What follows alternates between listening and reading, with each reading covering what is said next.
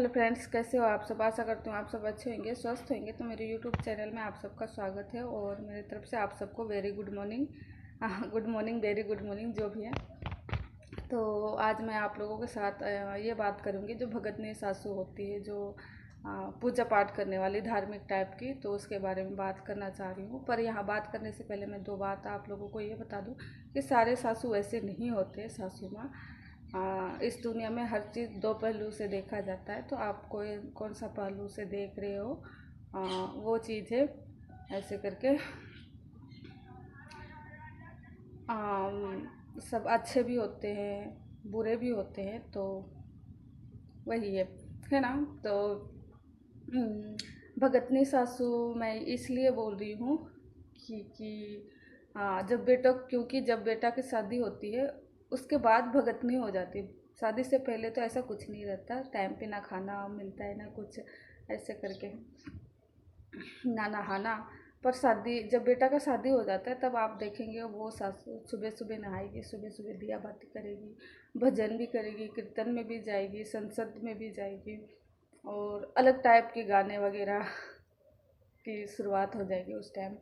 पर हाँ, उसके जुबान में कोई कंट्रोल नहीं रहेगा, कोई कंट्रोल नहीं रहेगा। उसको भगवान से कोई भय नहीं रहेगी, कोई डर नहीं रहेगा कि हाँ, अगर मैं सुबह शाम दिया बाती कर रही हूँ, भगवान का नाम ले रही हूँ, और अगर मैं ये गलत शब्द बोल रही हूँ, गंदे शब्द बोल रही हूँ, वही अगर आप उसके घर की बहू से, तो क्या ये मेरे फ़ायदेमंद है जो मैं सुबह शाम धार्मिक कर रही हूँ, पूजा पाठ कर रही हूँ उसका।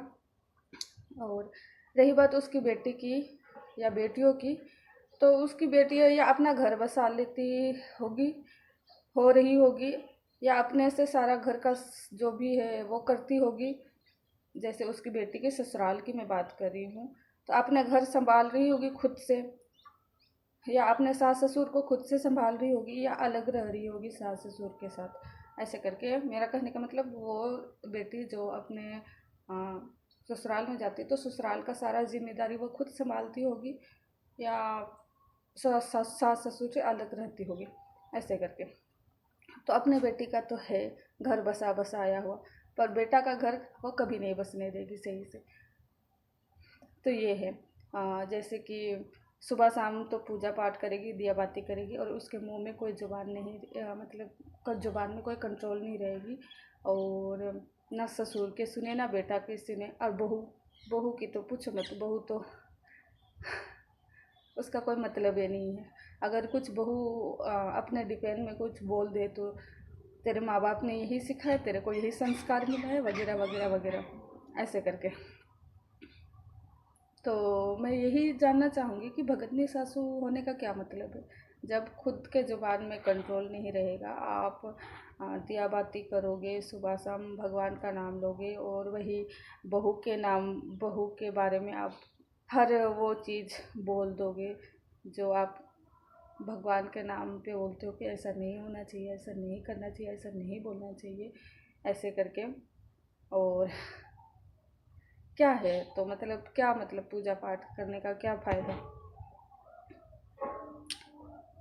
आप लोग ही बताइए। ऐसे सासू को आप जानते हो या देखते हो आ, कहीं भी। बस यही है, मैंने भी देख रखी है या देख रही हूँ अब के टाइम पे। बहुत शादी के बाद उन सासू का बहुत बदलाव होता है, जो शादी से पहले समय नहीं मिलता था नहाने के लिए या और कुछ करने के लिए, पर अब वो सारी चीज़ें समय मिलती है, धार्मिक करती है, फिर भी वो अपने मुंह से इतने गंदे गंदे बातें बोलती है। फिर बोलेगी कि ना, राम के नाम पे डरो, राम के नाम पे डरो, ऐसे करके। तो आप लोग प्लीज़ सपोर्ट कीजिए। सपोर्ट नहीं कर रहे हैं, जहाँ तक भी मेरी वीडियो जा रही, प्लीज़ आप लोग कमेंट कीजिए और लाइक डिसलाइक भी कीजिए, ताकि मेरे को भी ये चीज़ समझ में आ जाए कि कितने लोग मेरे वीडियो पसंद करते हैं, नहीं पसंद करते। और प्लीज़ फ्रेंड्स सपोर्ट कीजिए और like comment share and subscribe कीजिए प्लीज़। और ओके फ्रेंड्स, आज के लिए इतना ही। Thank you, bye bye friends.